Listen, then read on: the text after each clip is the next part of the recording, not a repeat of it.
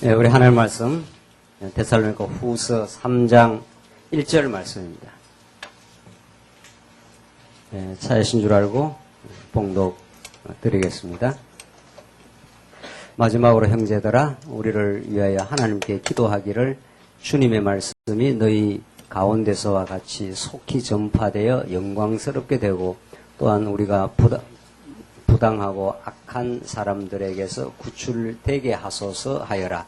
믿음은 모든 사람들의 것이 아니기 때문이다. 그러나 주께서는 신실하시니 너희를 굳세게 하시고 악한 자들에게서 지켜주실 것이다. 우선 3절까지 봉독 드렸습니다. 우리는 지금 데살로니가 전후서에 개진되고 있는 거룩한 생활로 무장케 하시는 그리스도에 대해서 지금 우리가 말씀을 공부하고 있습니다. 오늘 데살로니가 후서 마무리를 되면은 이제 생활 무장에 대한 내용을 총체적으로 정리를 하기 때문에 오늘 전반적인 내용을 좀 그림을 그리도록 그렇게 하시죠.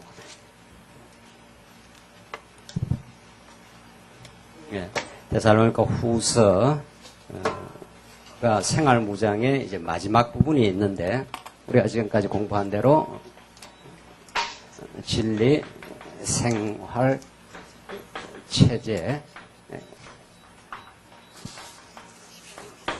진리로 생활로 체제로 무장케 하시는 그리스도다. 우리 알고 생활을 열심히 잘 살아라고 촉구하는 말씀이 아니라 진리를 몰랐던 우리에게 진리를 깨닫게 하시면 생활의 방향이 과거에 자기 중심에서 하나님 중심으로 180도로 일단 방향이 바뀌고 그것이 점점 새로운 세속적 삶에서 거룩한 삶으로 오늘 데살로니가 전후서의 말씀에 따르면 그렇게 진리가 혹은 진리의 영이신 성령이 오셔서 자기 중심에 철저하게 병든 자아 집착에 빠져있는 자기 중심, 무엇을 해도 자기 영광이었던 과거의 삶으로부터 하나님 중심의 삶으로, 하나님 중심으로 삶이라는 건 지체를 섬기는 삶으로, 이게 섬기는 체제니까. 그래서 진리 깨달음은 반드시 생활의 과정을 통해서 하나님께서 변화를 일으키시고 하나님 중심으로 바뀌게 한 사람들로 하여금 이제 섬기는 체제로. 이때 교회 말씀에서 체제하는 것이 이게 하나님 나라 체제니까 큰 자가 작은 자를 지배하거나 군림하는 체제가 아니라 오히려 믿음이 큰 자가 어린 자를 섬기는 하늘의 하나님 아들이신 예수 그리스도 이 땅에 대속물로 주어 섬기러 왔다 한 그리스도의 마음이 진리는 그리스도의 마음을 뜻을 우리에게 전하는 거니까 그 진리를 깨닫게 되면 그렇게 변화해 가겠죠. 그러니까 생활이라는 게 이게 장난이 아닙니다. 이게 정말 이게 자기 중심에서 하나님 중심으로 우리 안에 개혁이 일어나는 거니까 이게 하나님께서 끝없는 훈련과 말씀 공급을 통해서 하나님이 빚어내는 하나님의 작품입니다. 이걸 우리는 성령의 성취라 한단 말이죠. 그러니까 육체의 소욕 따라 살던 우리라 하여금 성령의 열매를 맺고 살아가도록 점점 변화하게 하는데 오늘 데살로니가 후서는 그런 생활 무장 가운데 마지막입니다. 이것이 이제 빌립보서가 있고 빌립보, 골로새, 데살로니가 전후서가 있지 않습니까? 그래서 빌립보서에서는 복음에 합당한 생활, 그리고 골로새서는 굳은 믿음의 생활, 그 다음 골로새서는 이제 거룩한 생활. 이거 하나하나가 얼마나 중요한 뜻을 담고 있는지 모릅니다. 복음에 합당한 생활을 하는 건 과거에 우리가 복음 대신 진리를 모르면 복음에 합당한 생활이 없었다 이거 말이죠. 자기에 합당한 생활을 합니다. 자기 가치를 입증하고 드러내고 자아를 챙기는데 합당한 생활을 한 거죠. 진리가 없으면. 진리 혹은 복음 혹은 살아계신 하나님, 그 우주의 창조자이시고 우리를 예수를 보내 당신의 언약적 사랑을 확정하시고 그 살아계심을 드러내는 걸 우리는 복음이라 그러는데 이 복음을 몰랐을 때의 삶은 복음에 합당한 생활이 아니라 비복음적인 생활이 된 거죠. 철저하게 자기중심적 생활에서 그렇게 하나님께서 복음에 합당한 삶을 예수 그리스도 아는 것을 가장 고상한 지식으로 깨닫는 생활. 이게 빌립보서에 나오잖아요. 그렇잖아요. 그래서 사나 죽으나 그리스도의 이름이 어떻게 되는 걸로? 존귀하게 되는 것. 내 이름은 망가지고 내 이름은 없어지고 내 이름은 사라져도 우리 안에서 예수 그리스도의 이름이 존귀하게 되는 것이 참 나의 기쁨입니다. 가치입니다. 이렇게 깨닫는 복음에 합당한 생활. 이게 하루아침이 되겠어요? 예. 이게 보통 하나님께서 말씀으로, 하늘의 말씀으로 무장시키고 정말 생활 가운데서 부단한 연단을 통해서 옛자를 자꾸 무너뜨려가는 그 역사가 있는 거 아니겠어요? 그래서 복음에 합당한 생활로, 그 다음에 골로새서는 굳은 믿음의 생활. 굳은 하는 거는, 굳지 않다는 거는 굉장히 연약한 믿음 아니겠어요? 조그만 환란이 와도 두려워하거나, 조그만 어려움이 와도 짜증이 나거나, 그런 거 아니겠어요? 예. 이게 체력이 약한 사람은, 제가 짜증을 잘 내는 스타일이 아닌데, 밥때가 늦으면 짜증이 납니다. 밥때가 늦으면. 왜 그렇게 했습니까? 제가 그런 근육이 탄탄하질 않아요. 글리코겐 속에 근육 속에 글리코겐이라는 저장 있어서 좀 체력이 좋은 사람은 한 끼 정도 굶어도 끄떡없단 말이죠. 근데 우리는 밥때에 대해서 밥때 밥이 안 나오면 그때부터 짜증이 나요. 그만큼 이제 굳지 않다, 체력적으로 약하다 이런 뜻입니다. 우리 신앙도 딱 마찬가지. 신앙의 영적인 근육이 탄탄한 사람은 뭐 어지간히 때려도 밖에서 어지간히 때려도 그걸 잘 저항해 나가고 이겨 나가는 그 힘이 있다는 거죠. 그게 생활 무장입니다. 생활 무장, 예수 그리스도로 덧입는 거 아니겠어요? 예수 그리스도가 하시는 일이지 이게 재앙이 아니고 오늘 예레미야서 말씀 공부한 대로 하나님께서 재앙처럼 보이는 현실이 재앙이 아니요 너희들에게 평안을 주려는 것이다. 너희가 세상 걸 자꾸 의지해서 평안을 얻으려니까 세상 것을 내가 한번 제거시키겠다 이런 거 아니겠어요? 그래 하나님 안에서 평안과 미래 소망을 주려 하는 게 그게 예레미야의 소망의 말씀입니다. 그러니까 우리가 세상 것으로 자꾸 든든하게 살려고 하니까 하나님께 세상 것을 무너뜨려 가는 거 아니겠어요? 하나님은 여러분과 저의 삶에 끊임없이 개입하고 들어옵니다. 지금도 그렇습니다. 지금도 우리의 삶과 우리 교회와 우리의 현실 속에 하나님 한 번도 떠나가지 않고 나를 의지할 거냐 세상을 의지할 거냐 이 두 가지 시험대에 우리를 올려놓고 계속 우리를 교육시키고 있는 거죠. 그래서 하나님 마음대로 하십시오. 당신이 우리의 보호자였습니다 라고 깨달을 때까지 하나님은 굳은 믿음의 삶으로 영적 근육을 탄탄하게 만들어서 한 끼 밥을 안 굶어도 어지간한 현실의 어려움이 와도 더 하나님께 해가시지 이렇게 굳은 믿음의 삶까지 하나님이 지금 키우고 계시는 거죠. 우리를 자꾸 장성한 분량까지 지금 이렇게 과정 중에 있습니다. 과정 중에. 완전히 된 사람도 없고 완전히 바닥을 친 사람도 없고 우리는 다 길을 걸어가고 있는 사람이에요. 성장 과정 중에 있는 사람이라는 거죠. 그걸 잘 이해하는 게 굉장히 중요해요. 자, 오늘 데살로니가서는 거룩한 생활 아니겠어요? 거룩한 생활의 또 반대는 뭡니까? 거룩하지 않는 생활. 즉, 다른 말로 말하면 세속주의적 생활. 거룩한 생활은 하나님으로 마음의 기쁨을 누리는 삶입니다. 하나님의 가치로 참 행복을 누리는 삶인데 이 거룩한 진리, 이 진리를 깊이 깨닫지 못하면 거룩한 생활이 아니라 세속적인 생활이니까 세상의 가치로 자꾸 마음의 행복과 기쁨을 얻으려 한단 말이죠. 돈 많이 버리고 좋은 남편 만나고 애들 인류대학 가고 건강하고 이 다 세속주의예요. 너무도 우리가 그걸 좋아해요. 사실은. 그렇다는 걸 깨닫는 게 중요해요. 그렇다는 걸 깨닫는 게 그게 세속적인 생활이니까. 그럼 그거 필요 없단 말이냐? 그런 건 아니고요. 그게 뭐 필요 없다, 그거 없어도 된다는 뜻이 아니고 왜 돈이 필요 없고 왜 건강이 필요 없겠어요? 하나님 필요한 만큼 다 주시지요. 그럼 주시는 하나님으로 기뻐하는 것. 그러니까 하나님보다도 하나님 주신 선물인 건강을 너무 좋아하고 그 건강으로 자기 육체의 쾌락을 삼으면 하나님 건강을 칠 수도 있는 거죠. 왜? 하나님께 돌아오라고. 건강을 주신 하나님은 그 건강을 통해서 가정을 잘 건사하고 교회를 잘 섬기고 진리를 위해서 살라고 준 건데 그렇지 않겠으면 하나님께 쳐야 되지 않겠어요? 그 치면 하나님께로 오게 돼 있으니까. 그래서 여러분과 저의 삶 속에 고난은 필연적입니다. 그래서 줬다 뺐다 얼마든지 해요.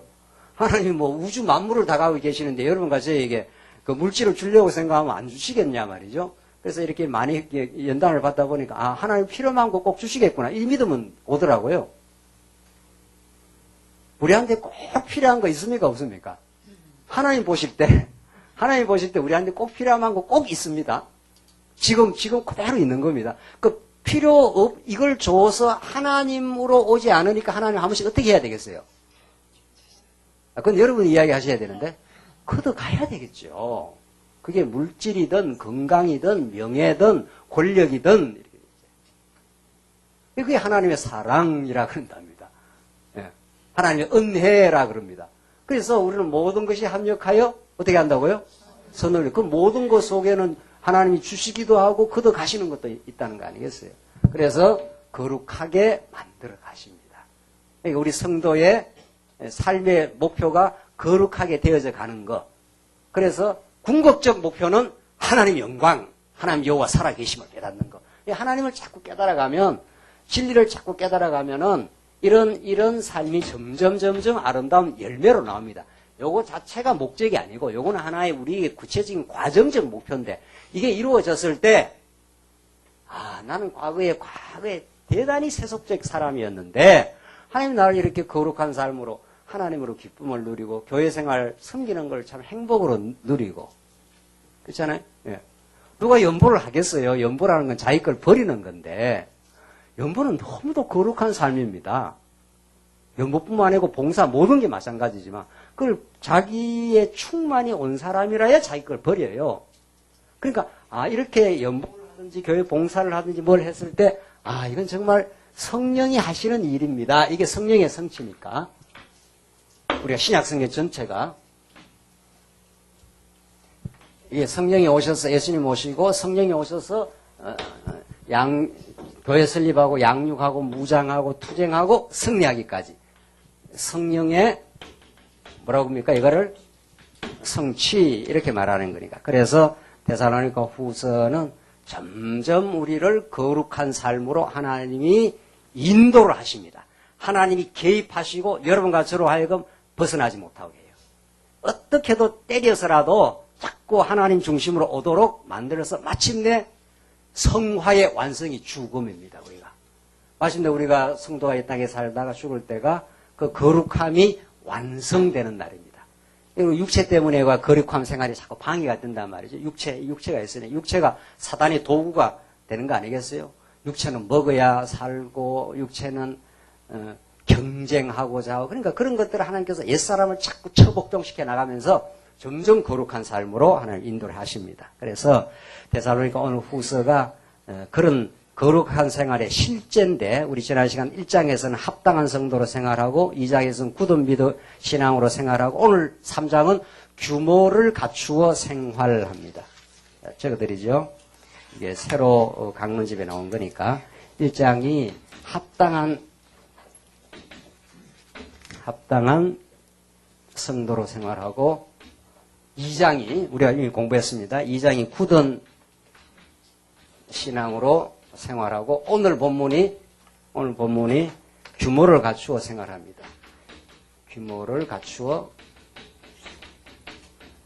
이렇게 오늘 본문은 이제 여기에 집중이 되는데 하나님이 거룩한 생활이라는 건 뭐냐? 합당하고 굳은 믿음으로 자꾸 우리를 다듬어 주셔서 그리스도로 덧입고 그리스도로 능력 삼고 그리스도만으로 가치를 삼아 그래 가다 보면은 우리 생활의 실제가 아주 규모 있습니다.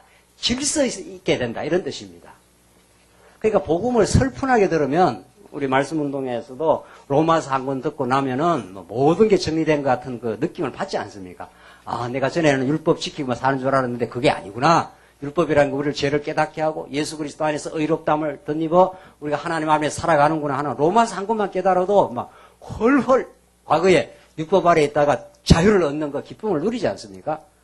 그러다 보면은 이게 제대로 후속 로마서, 고린도전서, 갈라디아서, 에베소 이게 계속 하나님의 말씀을 이렇게 기록해 놓은 거는 계속 더 풍성한 진리의 양식을 공급받으라고 하나님 주신 건데 그 뒤에 말씀을 차근차근 이렇게 공급을 받지 않으면 그 갈라디아서에 그런 말씀이 나오지 않습니까?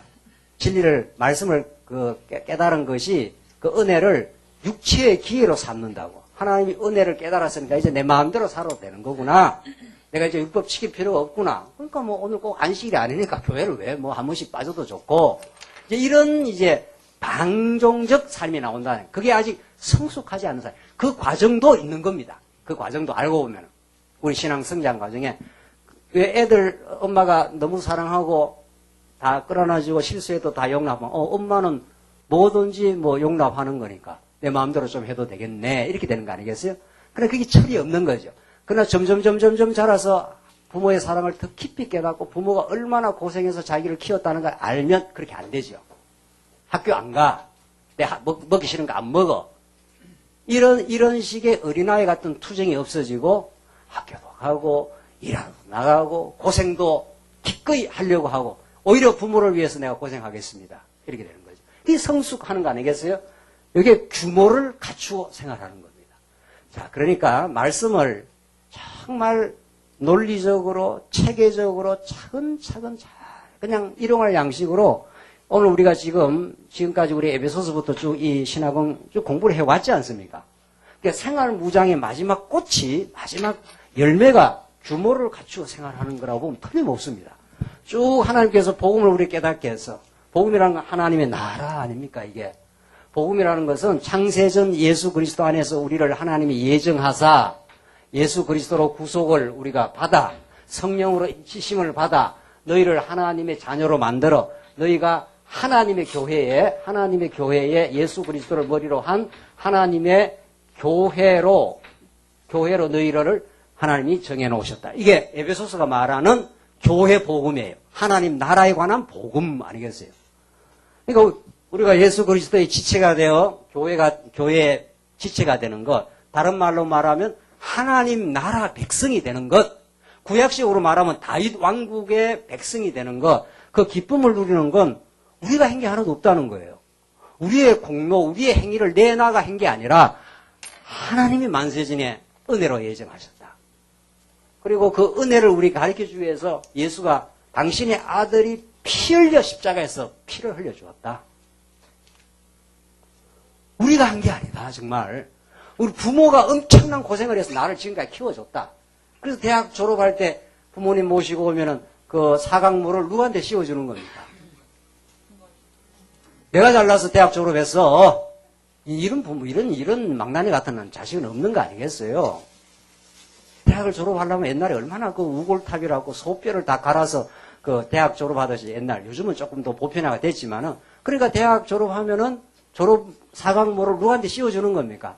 우리 고생한 호백발이당 우리 어머니가 그렇게 하는 거 아니겠어요? 그만큼 고생했다 이 말이거든요. 하나님 우리를 위해서 희생 죽음을 치러서 우리 하나님 자녀가 된 거니까, 하나님 나라 백성이 된 거니까. 그래서 인침을 성령께서 도장을 꽝꽝 쳐갖고 절대로 내가 버리지들 않아.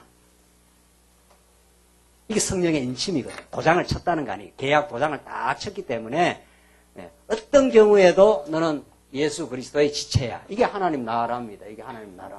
그러니까 하나님은 하나님 나라인 교회를 세워서 그 영광을 드러내겠다. 그걸 교회라 그런단 말이죠. 그 하나님 나라의 교회의 머리가 누구시냐 이거예요. 그 예수 그리스도예요. 그게 에베소서 1장 마지막 부분에 교회는 그의 지체이고 예수 그리스도는 교회의 뭐라? 머리이시라, 통치자라 이런 뜻이에요. 그래서 우리가 창세기에서 창세기 1장 28절에서 자손, 땅, 마지막에 뭡니까? 통치 언약, 다윗 왕에서 그 3대 언약 하나님 나라가 최종 이루어지지 않겠어요? 똑같은 거예요. 그러니까 구약의 3대 언약이나 우리 그걸 신약적으로 말하면은 이렇게 예수 그리스도가 교회의 머리가 되셔서 교회를 통치해 줄 때 우리가 참 안식과 평안이 있다. 예수 그리스도의 왕되심을 우리가 거부하고 내가 왕노릇하고 내가 주인 노릇하면 그때부터 불안한 거죠. 그렇잖아요? 그래서 이게 지금 진리입니다. 이게 언약의 진리, 하나님 나라에 관한 진리, 하나님에 관한 진리, 근본적으로. 자, 다시 정리합시다. 하나님에 관한 진리예요. 진리라는 거는 하나님이 어떤 분이냐? 하나님 진짜 살아계시느냐? 살아계십니다. 그가 도대체 어떤 분이냐? 우주를 창조할 만큼 능력이 있는 분, 엘로힘이에요. 그래, 능력 많은 분은 한 번 언약을 맺으면 신실하게 이룹니다. 그게 여호와예요.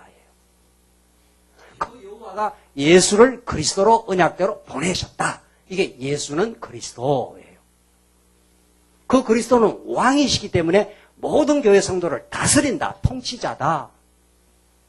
그렇게 쭉쭉쭉쭉 논리적으로 설명이 되지 않겠어요? 네.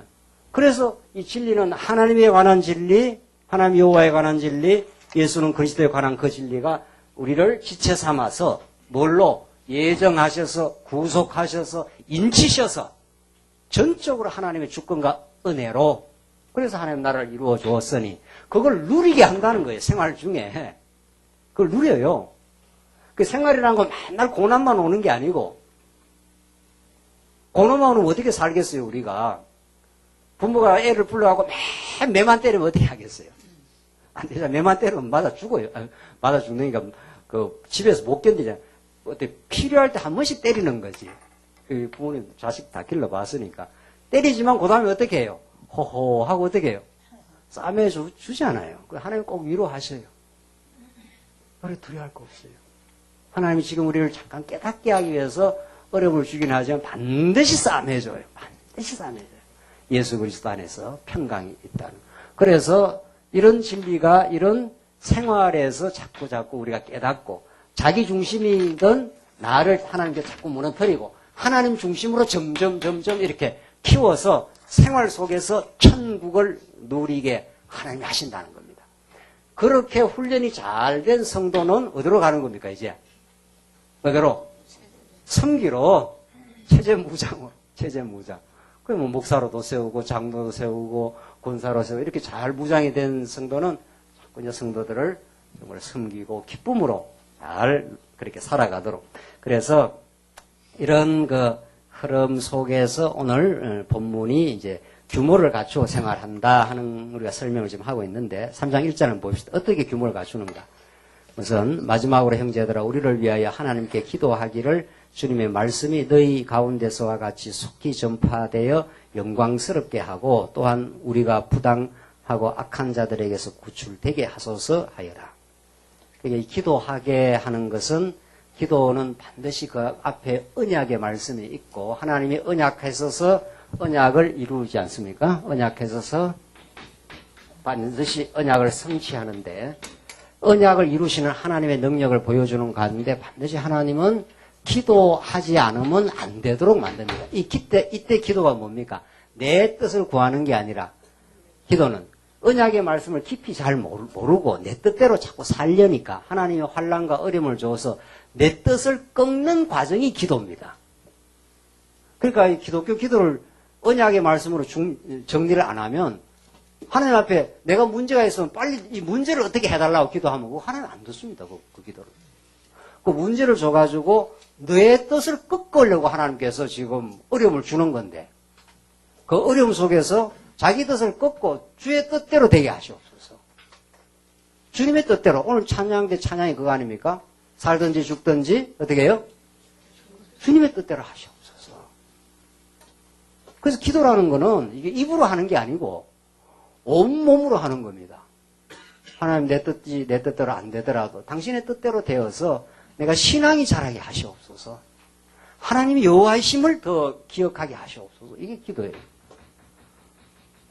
근데 새벽기도 옛날에 가서 남편 잘 되게 하시고 건강하게 되게 하시고 우리 자녀 인류대학 가게 하시고 하나님 보고 뭐라 그러겠어요?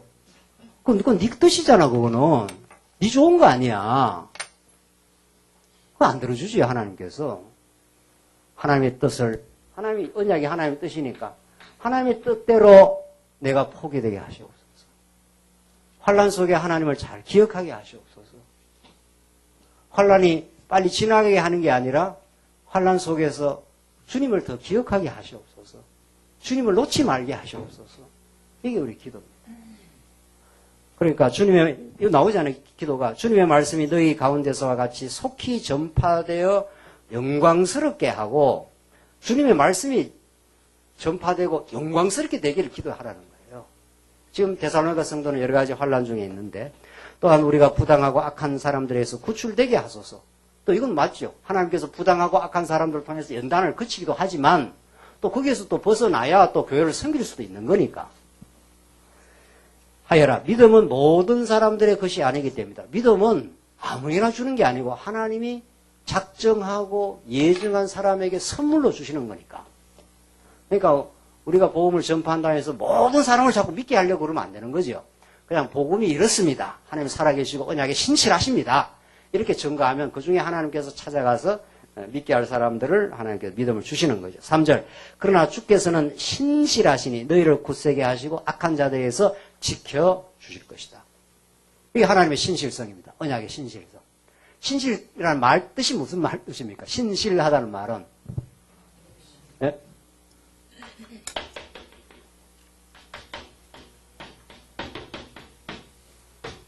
믿기에 어떻게 해요? 충실한 거니까.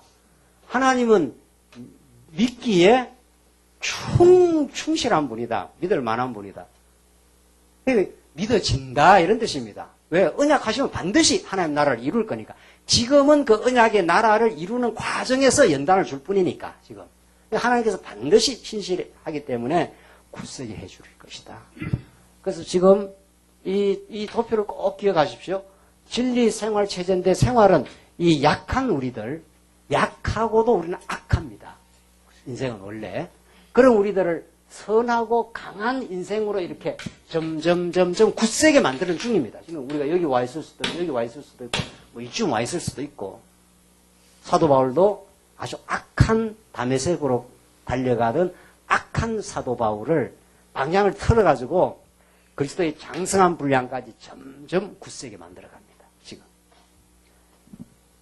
4절 너희에 대해서는 우리가 명령한 것을 너희가 행하고 또 행할 것이라는 것을 주님 안에서 확신한다. 우리가 명령한 것들, 이게 교회를 세워가는 것들이 얼마나 소중한가, 진리가 땅끝으로 전파되는 것이 얼마나 소중한가, 사도 바울이 데살로니가 성도에게 다 가르친 것들이 반드시 그렇게 행하게 될 것을 확신한다. 성령께서 너희들 그렇게 만들어 가실 것이다. 굳세게. 그래서 5절 주께서 너희의 마음을 인도하셔서 하나님의 사랑과 그리스도의 인내에 이르게 하시기를 바란다. 그러니까 보십시오. 우리가 진리가 있고 하나님 살아계심이 있고 하나님 살아계심이 진리인데 이 진리가 어디에 딱 붙어야 우리가 움직입니까? 실제 우리가 살아가는 것은 뭘로 살아갑니까? 여러분과 제가 실제 살아갈 때 무엇으로 살아갑니까? 마음으로 살아요. 마음으로. 마음이 즐거운 사람은 즐겁게 살 거고, 마음이 괴로운 사람은 마음이 우울하게 살 거고, 마음이 행복한 사람은 행복하게 사랑하며 살 거고, 마음이 행복하지 않으면 상대방을 험담하고 미워하고 살 거고. 그러니까 불교에서 일체 유심조라. 모든 것이 일체, 모든 것은 유심조. 마음이 만들어낸 것이다. 이런 말을 해요. 그게 현상적으로 맞는 말이에요. 그러나 근본적으로 틀린 말이에요. 그러니까 모든 것은 뭐가 만들어낸다는 거예요? 마음을 만들어내. 여러분 진리가 마음에 딱 붙으면 그때는 두려움이 없어요. 그러니까 진리가 마음에 붙어 진리가 내 마음속에 나의 것이 되게 하려고 누가 오신 겁니까? 예수는 왔어도 마음에 안 붙었어요. 제자들은 예수님 3년이나 따라다니도 예수님 십자가에 돌아가신다 그러니까 진리가 마음에 들어왔습니까? 안 들어왔습니까? 안 들어왔으니까 더 도망쳤지요. 그러니까 진리가 내 마음속에 들어오게 하려고 누가 오신 거예요? 성령이 그렇게 오신 거예요. 그래서 내 신비에다가 뭘 새긴다고요? 말씀을 새긴다고. 돌 위에 새기갖고 안 되니까. 그렇잖아요? 돌 위에 새긴 건 내가 막 지키려고 애를 써야 되잖아요. 그게 율법주의 아닙니까? 그런데 돌 위에 새겨서 안 되니까 돌 맞아 예수님이 죽으시고 십자가에서. 그래서 부활하셔서 성령을 우리 마음 가운데 찾아오신 거예요. 그래서 진리가 마음으로 마음화된 겁니다. 이제. 그럼 두려움이 없어져요. 그래서 베드로도 사도 바울도 그 모진 두려움을 이겨내는 힘은 진리가 마음속에 들어와서 그래요. 그걸 신비에 새겨진 복음, 새 언약의 복음이라 그래요. 옛 언약은 돌 위에 새겼기 때문에 진리가 나의 것이 안 된 거 아니겠어요? 그렇잖아요? 성령이 오신 건 새 언약의 복음은 성령이 오셔서는 그 새 언약을 예레미야서에서 내가 너희들 하나님을 주님을 알라 안 하겠다 이제는 예레미야서에서 왜? 너희가 이미 주님을 어떻게 때문에? 알기 때문에. 옛 언약에서는 자꾸 계명 10계명 1조가 뭡니까? 10계명 1조. 나 외에 다른 신을 섬기지 말라. 이게 자꾸 이게 알으라고 자꾸 가르치는 거예요. 그래도 듣고 나면 또 잊어버리고 듣고 나면 잊어버리고. 네. 그러니까 옛 언약으로는 이스라엘 백성들이 하나님을 섬깁니까? 못 섬깁니까? 못 섬기죠. 그러니까 예레미야에 내가 이제 너희에게 한번 찾아보고 지나가지. 네. 찾아보고. 예레미야 33장.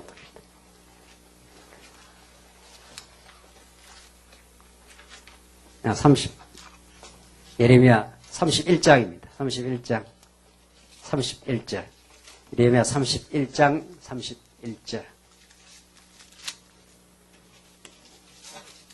여기가 좋지 않습니까? 예레미야 31장 31절. 그 유명한 새 언약의 말씀입니다. 읽겠습니다. 31절. 여호와의 말이다. 보아라. 그날이 오면 내가 이스라엘 집과 유다 집과 새 언약을 맺을 것이니 내가 그들의 조상들의 손을 굳게 잡고 이집트 땅에서 그들을 이끌어내던 때에 그들과 맺은 언약과는 같지 않을 것이다. 그때 내가 그들의 남편이었으나 그들은 내 언약을 깨뜨려 버렸다. 여호와의 말이다. 그러니까 남편이었는데 그 옛 언약을 못 지킨다는 겁니다. 33절. 그러나 훗날 내가 이스라엘 집과 맺을 언약은 이러하니 내가 내 율법을 그들 속에 두며, 율법은 말씀 아닙니까? 구약의 말씀. 그리고 그것을 뭐라고 했습니까? 마음에 기록하여 나는 그들의 하나님이 되고 그들은 내 백성이 될 것이다. 여호와의 말이다. 그들이 다시는 자기 이웃이나 형제에게 말하기를 너는 여호와를 알아라 하지 않을 것이니 이는 작은 자로부터 큰 자까지 모두가 나를 알 것이기 때문이다. 내가 그들의 악함을 용서하여 다시는 그들의 죄를 기억하지 않을 것이다. 여호와의 어떻게 해요? 말이다. 그러니까 전에는 이게 율법이 구약에서는 진리 아닙니까? 말씀을. 이걸 자꾸 이게 밖에 있으니까 이걸 여호와 하나님 말씀을 알아 해도 말씀이 밖에 있기 때문에 이걸 타락한 인간이 하나님의 거룩한 율법, 하나님의 좋아하심과 싫어하심에 대한 선포인데 이걸 타락한 인간이 지킬 수가 없어요. 그러니까 이 진리, 이 율법을 어디다 집어넣어 버리겠다고요?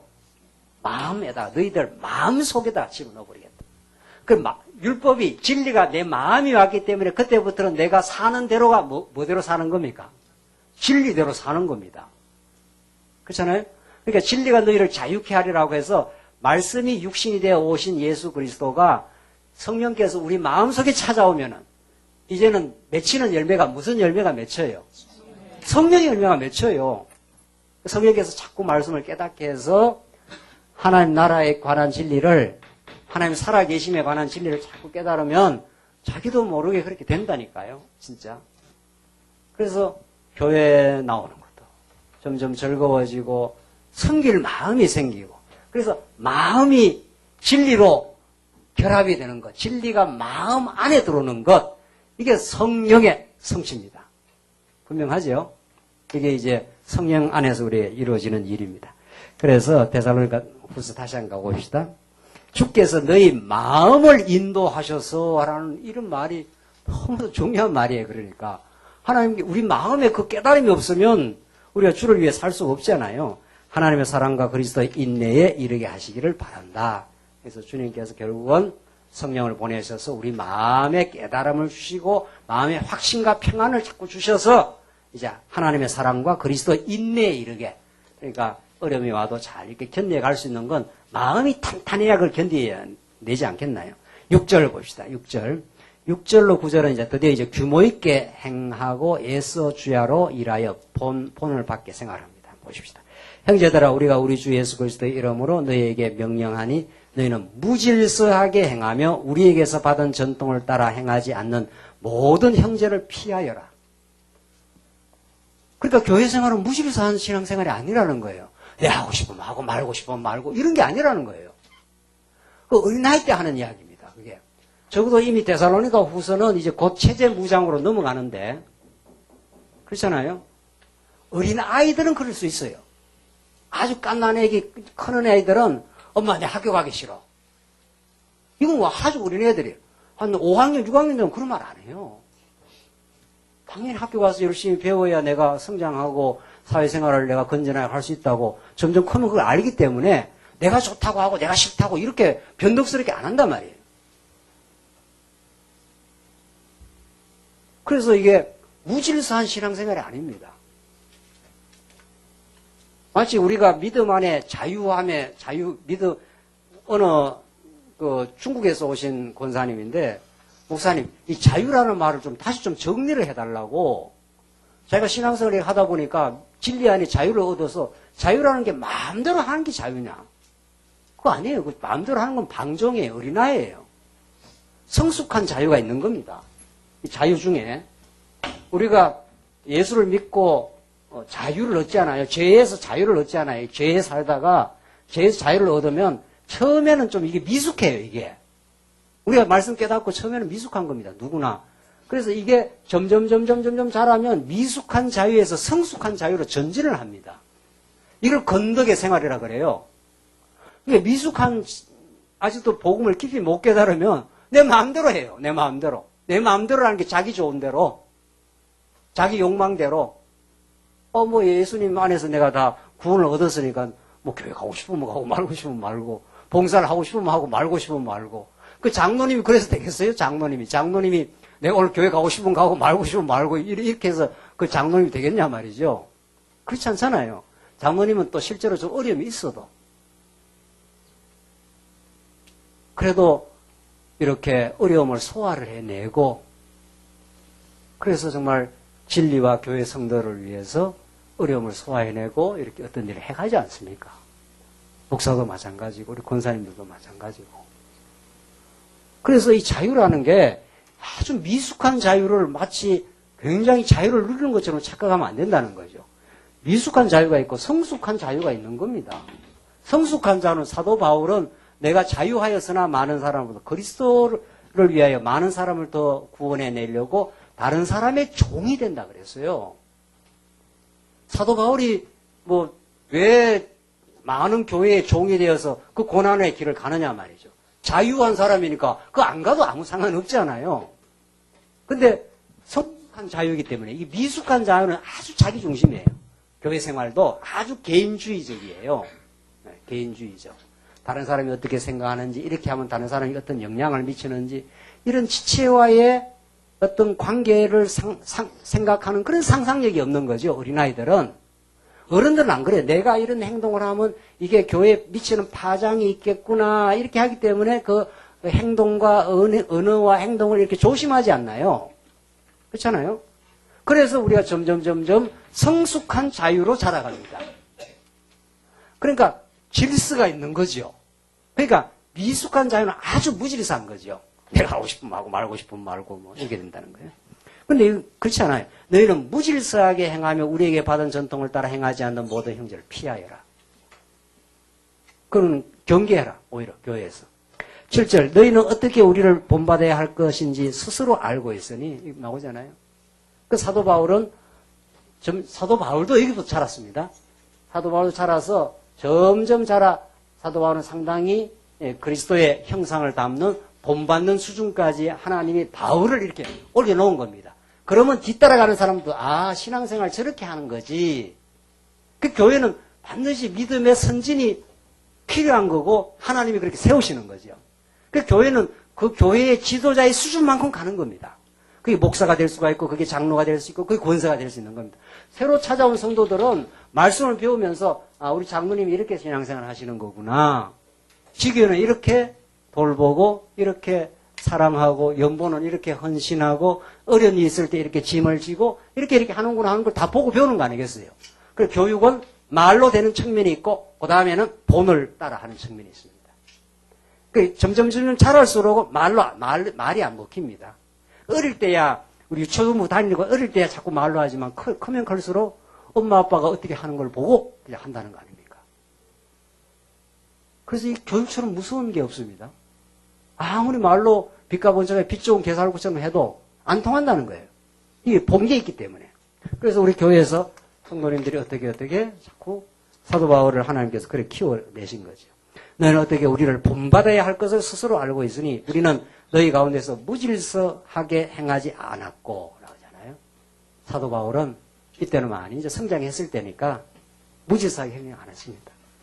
아무에게도 양식을 값없이 먹지 않았으며 도리어 너희 가운데 아무에게도 폐를 끼치지 않으려고 수고하고 고생하며 밤낮으로 일하였다. 이게 살아있는 말씀의 운동력입니다. 이게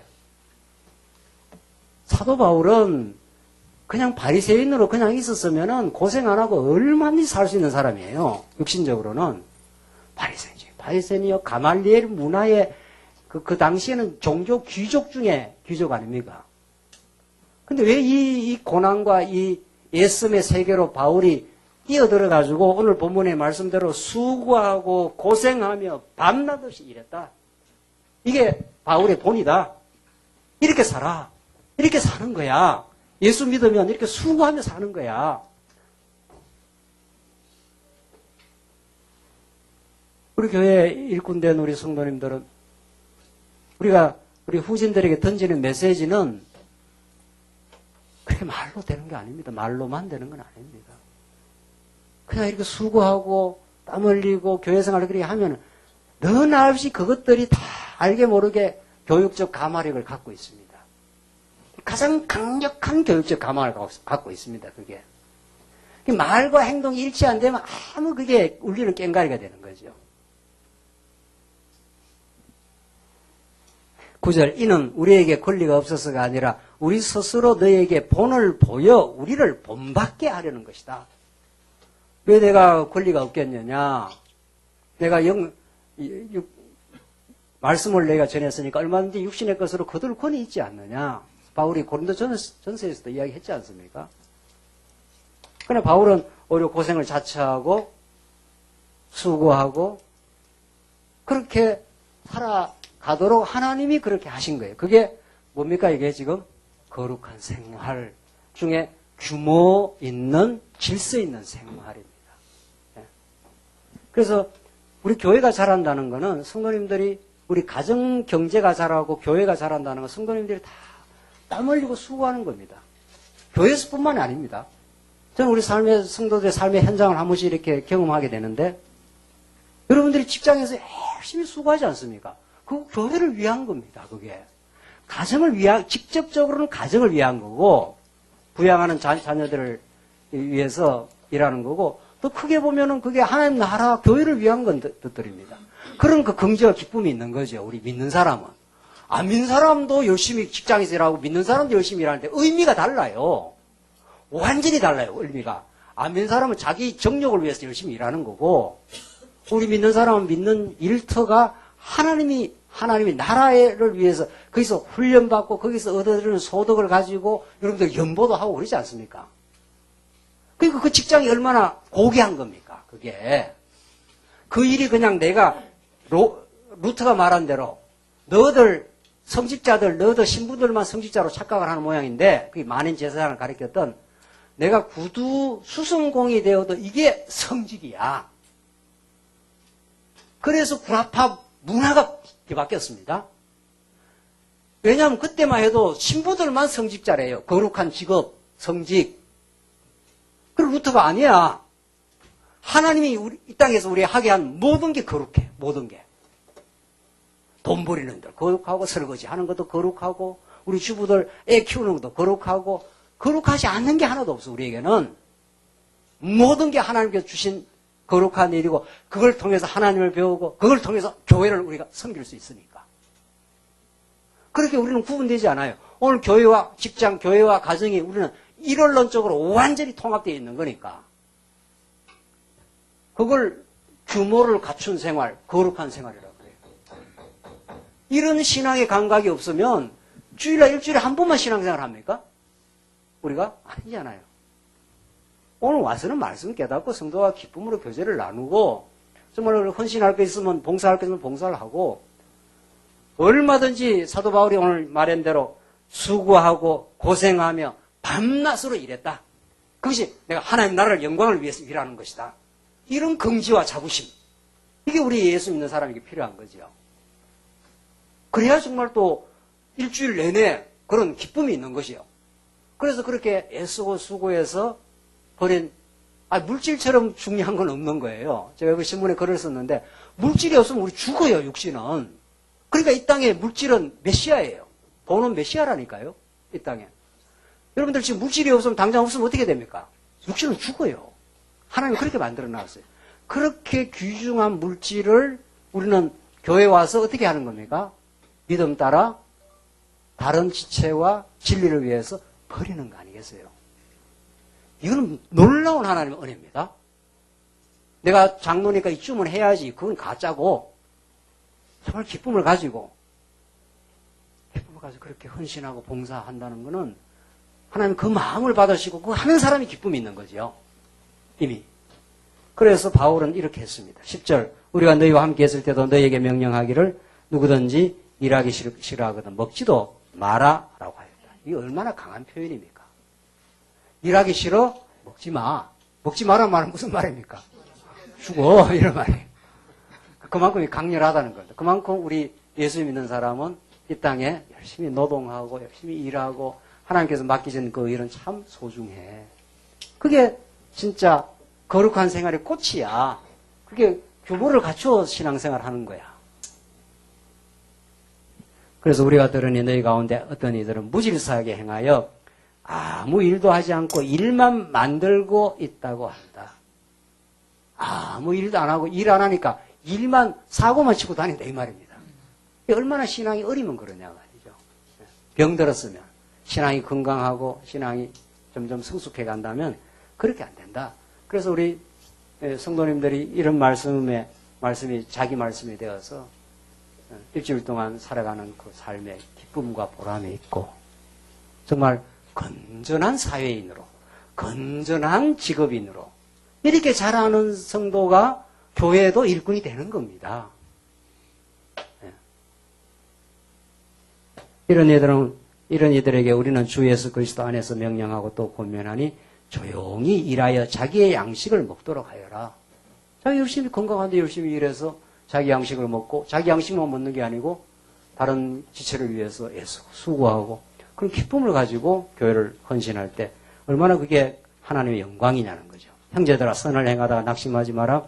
누구든지 이 편지에서 지시한 우리의 말에 순종하지 않거든 그를 지목하여 그와 사귀지 말고 그가 부끄러움을 느끼게 하라. 무질서하게 계속 행동하면 그가 딱 사귀지를 마라. 그래서 그 사람의 경종을 울려줘라. 하나님 섬기는 건 그런 건 아니야. 이렇게 알려주라는 거예요. 그러나 그를 원수같이 여기지 말고 형제같이 공부하라. 사도 바울 기가 막힌 말씀 아닙니까 정말? 원수로는 취급하지 마. 형제니까 그들로 하여금 깨닫게 하기 위해서 잠시 좀 경계해. 이런 말이죠. 평강의 주께서 친히 너희에게 모든 일에 항상 평강을 주시기를 바란다. 주께서 너희 모두와 함께 계시기를 원한다. 나 바울이 친필로 문안한다. 이것이 모든 편지의 표가 되므로 내가 이렇게 쓴다. 우리 주 예수 그리스도의 은혜가 너희 모두와 함께 있을지어다.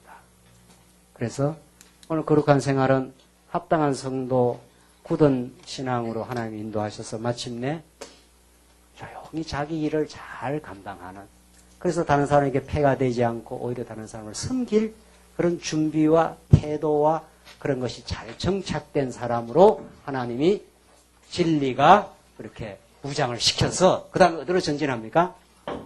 그렇게 무장된 사람은 체제에다 넣어놓으면은 잘 지체들을 섬기고 자기가 그런 무장이 잘 되어 있으니까 자기가 열심히 수고하고 노력한 그런 일들을 가지고 진짜 교회를 말없이 잘 정말 빛도 없이 이름도 없이 섬긴다는 게 그런 뜻입니다. 그걸 하나님이 아시고 그걸 기쁨이라고 정말 내 사랑하는 자녀라고 하늘로부터의 위로와 충만과 기쁨을 정말 얻습니다. 이게 생활 무장을 인도하시는 하나님의 역사입니다. 기도하십시다. 자비하신 하나님 아버지 은혜를 감사합니다. 오늘 데살로니가 후서의 말씀을 우리가 잘 깨달았습니다. 이 말씀대로 우리의 삶의 현실에서 힘이 되는 진리가 되게 하시옵소서. 예수님 이름으로 기도하옵나이다. 아멘.